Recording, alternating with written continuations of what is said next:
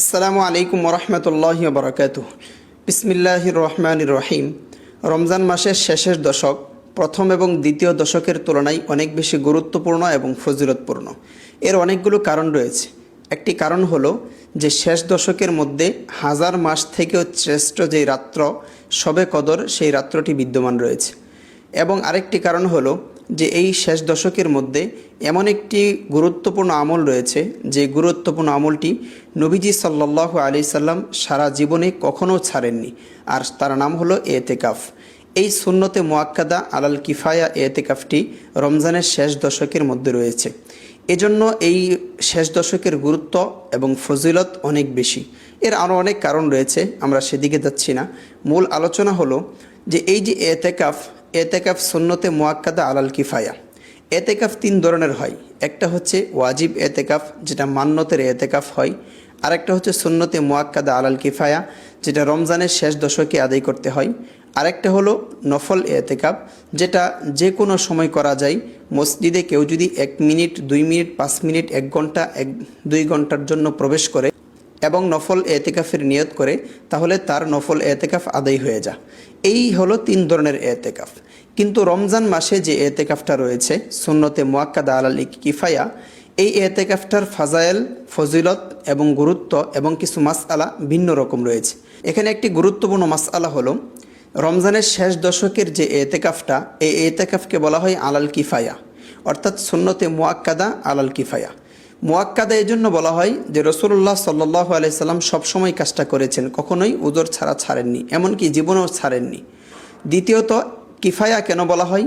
আলাল কিফায়া এজন্য বলা হয় যে পুরো মহল্লার, পুরো এলাকাবাসীর পক্ষ থেকে কোনো একজন ব্যক্তিও যদি মসজিদে এতেকাফে বসে, এই যে একজন ব্যক্তি এতেকাফে বসার কারণে পুরো এলাকার মুসল্লিগণ, পুরো এলাকার মানুষগণ এই গুনাহ থেকে বেঁচে গেল। এই যে বেঁচে যাওয়াটা, এটা কি শুধু পুরুষদের জন্য নাকি মহিলাদের জন্য? মহিলাদের ক্ষেত্রে আমরা বলে থাকি মহিলারা বাড়িতে এতেকাফ করবে। মহিলারা বাড়িতে এতেকাফ করবে কেন? কারণ মহিলাদের জন্য সেফ জোন, মহিলাদের জন্য আশ্রয়স্থল এবং তাদের জন্য সুরক্ষিত জায়গা হচ্ছে তাদের ঘর। এবং আরও সুরক্ষিত জায়গা হলো ঘরের মধ্যে বিশেষ কামরা। এক হাদিসে নবীজি সাল্লাল্লাহু আলাইহি সাল্লাম বলেছেন, মহিলাদের ঘরের নামাজ মসজিদের নামাজের অপেক্ষা উত্তম, এবং মহিলাদের ঘরের বিশেষ কামরার নামাজ মহিলাদের ঘরের সাধারণ কামরার নামাজের তুলনায় উত্তম। এই হাদিসগুলো থেকে নবী আলাইহিস সালাতু ওয়াস সালাম ইবাদত বুঝিয়েছেন যে মহিলারা ইবাদত কোথায় করবে? মহিলারা ইবাদত করবে ঘরের বিশেষ কামরার মধ্যে। তাহলে যে প্রশ্নটি ওঠে যে এলাকাবাসীর পক্ষ থেকে কোনো একজন পুরুষ যদি মসজিদে এতেকাফ করে, তাহলে সমস্ত পুরুষদের পক্ষ থেকে এবং সমস্ত মহিলাদের পক্ষ থেকেও কি আদায় হয়ে যাবে? এই হলো প্রশ্ন। এই প্রশ্নের উত্তর হলো যে অবশ্যই আদায় হয়ে যাবে। কেননা মহিলা এবং পুরুষ উভয়েই এলাকাবাসীদের অন্তর্ভুক্ত। এখানে বলা হয়েছে মসজিদে এতেকাফ করতে। আল্লাহ পাক রব্বুল আলামিন কোরআনে বলেছেন এতেকাফ কোথায় করতে হবে? ওয়ালা তুবাশিরুহুন্না ওয়া আনতুম আকিফুন, তোমরা স্ত্রীদের সাথে মিলন করো না যখন তোমরা মসজিদে এতেকাফ করো। তাহলে মসজিদে এতেকাফ করার কথা কোরআনে এসেছে।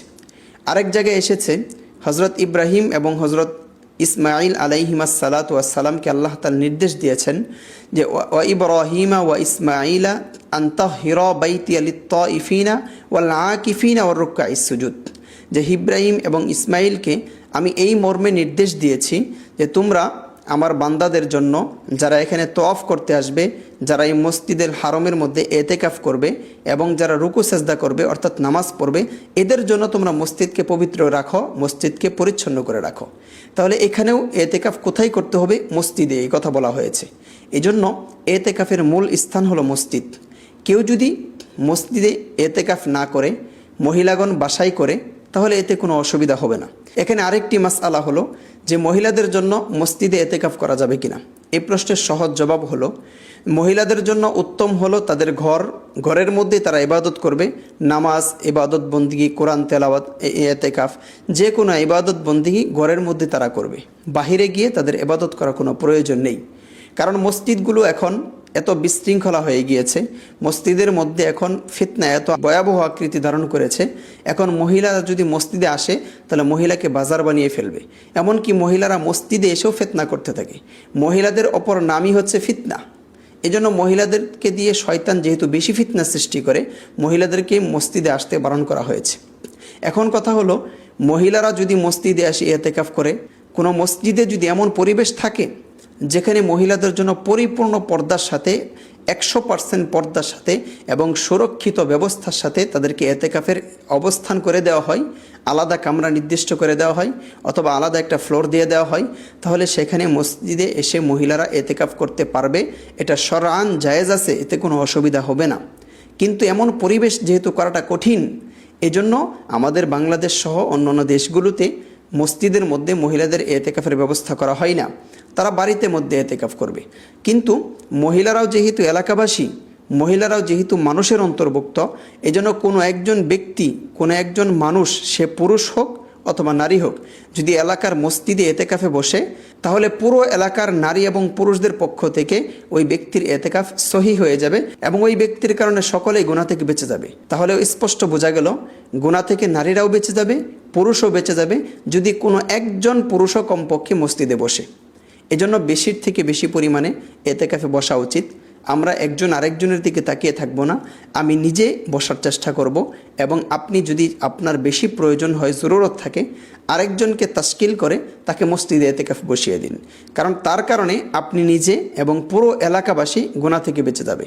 এখানে আরেকটি প্রশ্ন হলো, যদি কোনো মহিলা বাড়িতে এতেকাফ করে এলাকার পক্ষ থেকে এবং মসজিদে কোনো ব্যক্তি এতেকাফে না বসে, তাহলে কি পুরো এলাকা গুনাহ থেকে বেঁচে যাবে? এই প্রশ্নের উত্তর হলো না। এমত অবস্থায় সমস্ত এলাকাবাসী গুনাহে লিপ্ত হবে। কারণ এতেকাফের স্থান হলো মসজিদ।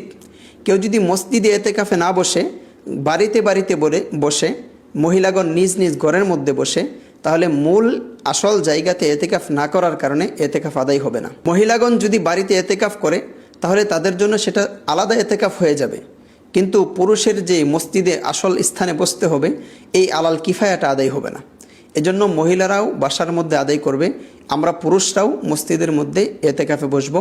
আল্লাহ তাআলা আমাদের সকলকে তৌফিক দান করেন। যে কথাগুলো বলা হলো, এই কথাগুলো খুবই গুরুত্বপূর্ণ।